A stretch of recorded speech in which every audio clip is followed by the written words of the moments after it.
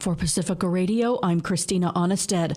A federal appeals court ruled in favor of barring mail-order access to the abortion medication mifepristone, the most common form of abortion. The Fifth U.S. Circuit Court of Appeals in New Orleans Wednesday also overturned part of a lower court ruling that would have revoked the Food and Drug Administration's 23-year-old approval of the drug, meaning mifepristone is only available up to the 7th week of pregnancy rather than the 10th. And it must be administered in the presence of a physician. Wednesday's ruling can't take effect until the Supreme Court weighs in. Nicole Regalado with the Ultraviolet Group blasted the decision as a likely first step towards a massive blow to reproductive rights in the U.S.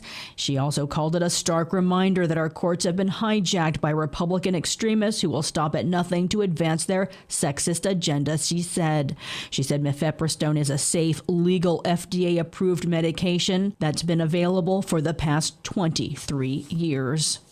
Texas wants Planned Parenthood to return millions of dollars in Medicaid reimbursements and pay far more in fines in an attempt to bankrupt it out of the state. It appears to be the first lawsuit of its kind by a state against the nation's largest abortion provider. At issue is money Planned Parenthood received for providing health services to low-income women before Texas removed Planned Parenthood from the state's Medicaid program in 2021. Planned Parenthood has about 36 health clinics in Texas. Most abortions have been outlawed there since the Supreme Court overturned Roe v. Wade last year. In a brief call with reporters after the hearing, Planned Parenthood General Counsel Susan Manning called it a meritless case that the judge should not let proceed. Planned Parenthood says a ruling in favor of Texas could result in a judgment in excess of $1 billion. The death toll in Hawaii has risen to 111 as search efforts with cadaver dogs continue. About half the Lahaina town has been searched so far. Meanwhile, schools are reopening and people returning to their homes, but students in the hardest hit Lahaina don't have a school to go to and are being transferred to other districts. Here's Maui County Mayor Richard Bison. Many of these students are survivors of the fires, and some of them lost families, some of them lost homes. Many of them lost friends. Water advisories remain for certain areas to not drink or boil water, urging people to use bottled water instead. Focus has now shifted to emergency response. Island officials say the warning system it has are for tsunamis and would have erroneously directed people into the fire. Firefighting continues against 4 blazes still burning on Maui. All are at least 80% contained. The Lahaina is the deadliest and largest. It's scorched more than 2,100 acres. Wildfires scorching Canada have forced new evacuations of at least 20,000 people from 3 towns, including the largest Yellowknife in the northwest of the country. Air evacuations were set to start flying people out today. Rebecca Alty is mayor of Yellowknife. There is a possibility that without rain, the fire reaches the outskirts of Yellowknife by the weekend. It is approaching, but there's time to complete the community evacuation. It's being called now so that we can allow people the opportunity to drive while the highway is open. 8 communities totaling nearly 6,800 people have already evacuated the region.